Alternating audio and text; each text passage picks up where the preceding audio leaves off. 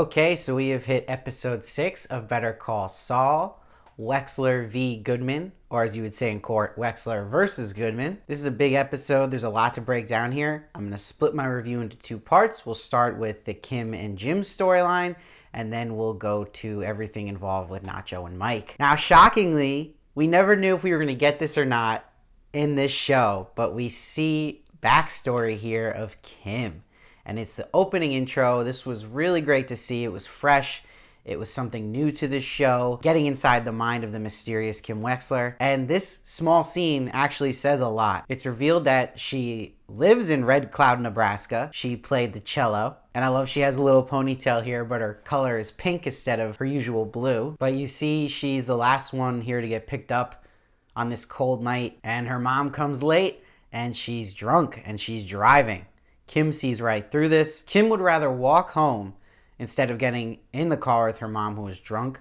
She sticks to her guns this whole time as her mom is pleading for her to get in the car, and she does not break. This is the Kim Wexler we know and love. She's a tough cookie. This was great to see because this shows you what this tough shell developed from. It developed from her having to develop a tough shell early on as a coping mechanism with having a drunk parent. This might also explain some of her attraction to Jimmy, going to that old belief that we marry our parents, and that this explains her attraction to the bad boy and someone who doesn't treat her great. It's what she knows, and that kind of gets more proven as this episode goes on, which we'll delve into. I love they have her in the pink too, because she's innocent at this age, and it's like her picking up the blue was her becoming this strong woman in a sense in her own person, and that she at some point had transitioned from maybe more of a girly girl to actually a businesswoman. So when we come back to present day, we get Saul with his film gang again. And I got really worried here because we got another really overlong montage here where they're setting up the commercial. However, what's different about this montage than a lot of the recent ones is we actually get an amazing payoff with it later on, where I was complaining about the bowling ball montage and then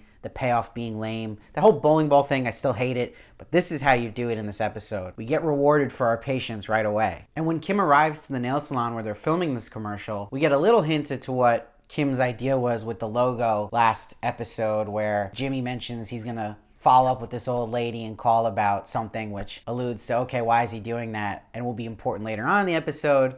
But while he has all this momentum, he says he's gonna call this woman the next morning. Kim, like Kim always does, flips the other way again and backs out. All this motivation last episode to go for the throat of Kevin here, and now she wants to just settle and be done with all of this. This is the rational thing to do. But this isn't going to work for Jimmy. Jimmy's all in now. You already got him going. And that's why you see he tries to guilt her a bit when he's like, oh, but we're already filming and all these people are here. We're really just going to stop now? Now it's a Jimmy thing. It's gone past him helping out Kim. But this is where they end, that they're going to settle. And what I love about this character of Kim is it always goes back and forth. It's like this walking seesaw here. And you see she goes back to the rational Kim that does what's right by apologizing to Richard. And not only apologizing, but owning up to what she did. Being honest, saying that she still thinks she deserves the account, but that she shouldn't have acted out.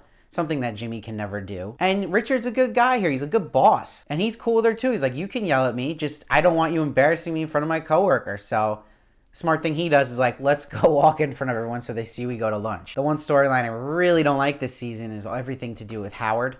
I still think they're kind of squeezing him in there because they don't know what to do with him at this point. But I still think they should have just faded away from that story. I wasn't crazy about this whole hooker scene that Saul got these hookers to humiliate Howard here. It's brutal. It's psychotic that Saul is watching him when this happens. It's to reaffirm that that immature child that we saw in Jimmy in early seasons is still there more than ever. This happened with the bowling ball and now this. He cannot turn that off. It's the most unlikable part of Jimmy. But what's big about the end of this scene is that Jimmy, after he watches Howard get humiliated, calls the old woman that's on this phone that we don't really know what the end game is yet, but we know now he's going through with the plan and he's not listening to Kim. So it was great they showed you that first, because then you get nervous. You're like, oh no. Which leads up to this incredible scene. The gold of this season is when we get to the boardroom and we get our moment with Saul coming to talk to Mesa Verde and Kim. This scene is brilliant direction.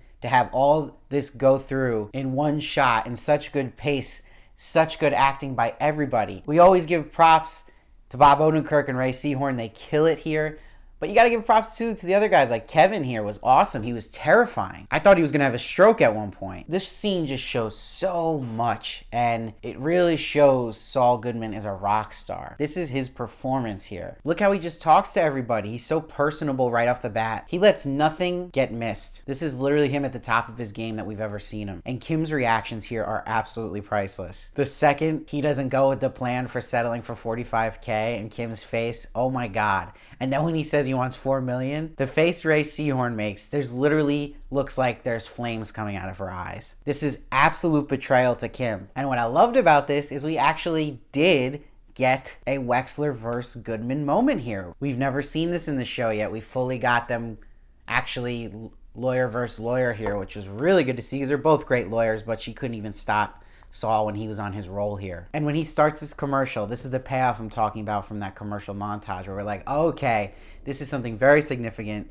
This is hysterical, this commercial, when it's revealed of what they were actually filming. I lost it when the old woman says that she saw Kevin's dad with his pants down. This whole sketch you see reminds you so much of Odenkirk's old days on Mr. Show and in Tim and Eric and anything Adult Swim he was involved with. This was some of the funniest stuff I've seen in this show. Even the guy saying that he found out he followed the money trail that the bank was funding terrorism. I love how Saul just watches it too, with his back to everyone just basking in it. And he's totally calm about it. And what's brilliant about this scene is we then see Kim's plan revealed when Saul shows the picture that was taken that was clearly inspired the logo to Mesa Verde, but she never got credit, the old lady who took the photo. And what's so brilliant about it is because as much as this really infuriates Kim, if you really look, and it rounds out to the big reveal at the end, is that there's a deep, sick part of Kim here who likes this. Because this was her plan, that part. She's seeing it actually in action and putting the bank down, something she deep down obviously agrees with Jimmy about. So that's there. And all this anger, that's still there. And it comes out in the end. That's your big hint of the twist at the end. And I love after Jimmy leaves the room and the lawyers are trying to calm Kevin down, the camera just slowly zooms in onto Kevin, showing how he's going to basically explode.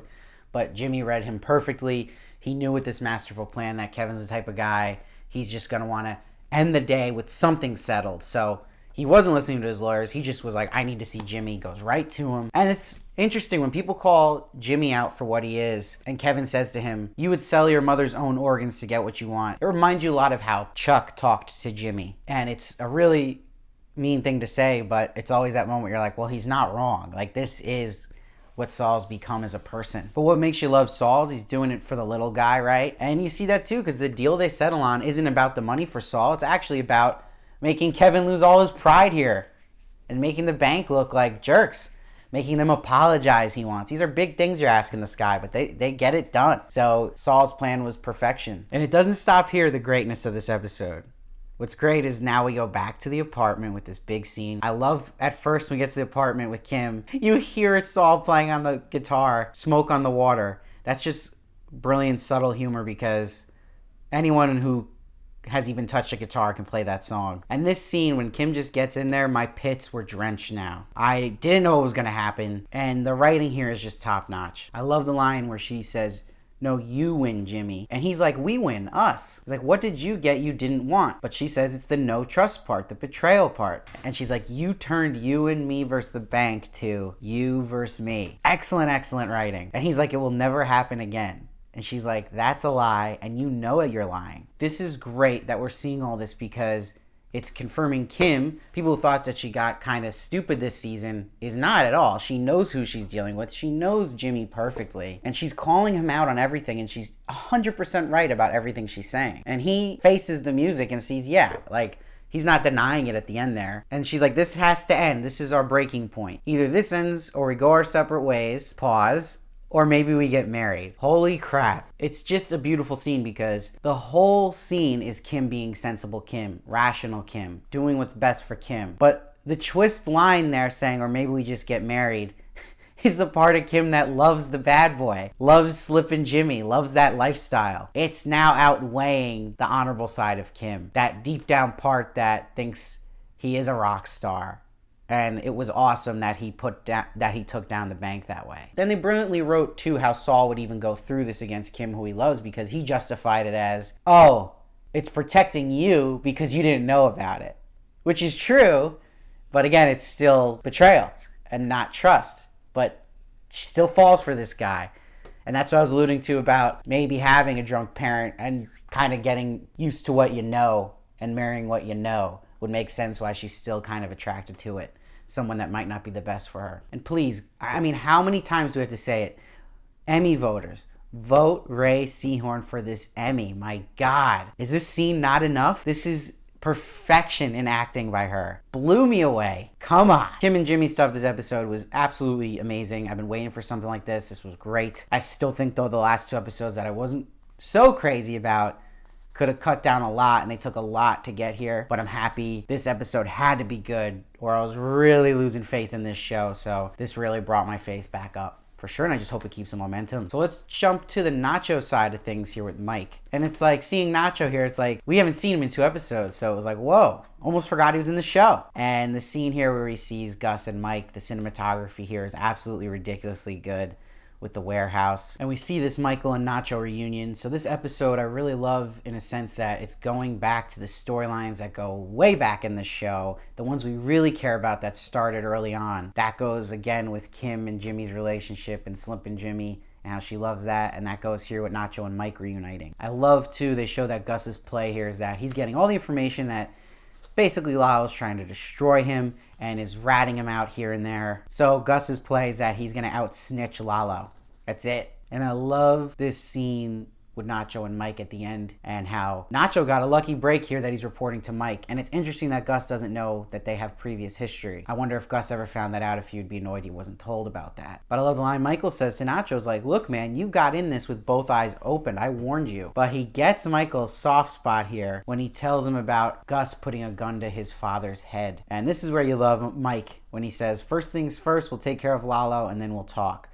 This made you excited because this explains how would Nacho get out of this situation with Gus. He will need Mike, and that'd be awesome. A redemption arc for Mike for what happened with Werner to be his motivation to help Nacho here and his father. And as the episode goes on, we see Mike does what he does best, and this is why Gus wanted him. Mike is an absolute pro at all this and getting all the info together to the police to get Lalo arrested. I love the scene when the cop first comes and you know Lalo's taking his gun out and he might actually be able to take on this one cop. He knows that, but he's not going to be able to take on a bunch of cops. They corner him. I love the shot when he drops the keys out of the window. It's going to be really interesting to see what happens with Lalo now. This is the best episode of the season. It's not even close. This is the best episode we've seen maybe in 2 seasons. I love that boardroom scene. Everything with Mike here was interesting. It was good to see Nacho again. We're going back to these great stories from earlier seasons, and everything here made sense. I've been waiting so long for this show to make my heart start racing. It's been a long time, so bravo to the director and writers of this episode. The acting's just incredible all around. I'm giving this one a 9.7. Let me know what you thought of it down below. I'd love to hear your thoughts. I read every comment and try to respond as many as I can. Please make sure to subscribe so you don't miss one of my reviews of Better Call Saul. I'll be doing every episode. I'm also reviewing the show Devs at the moment,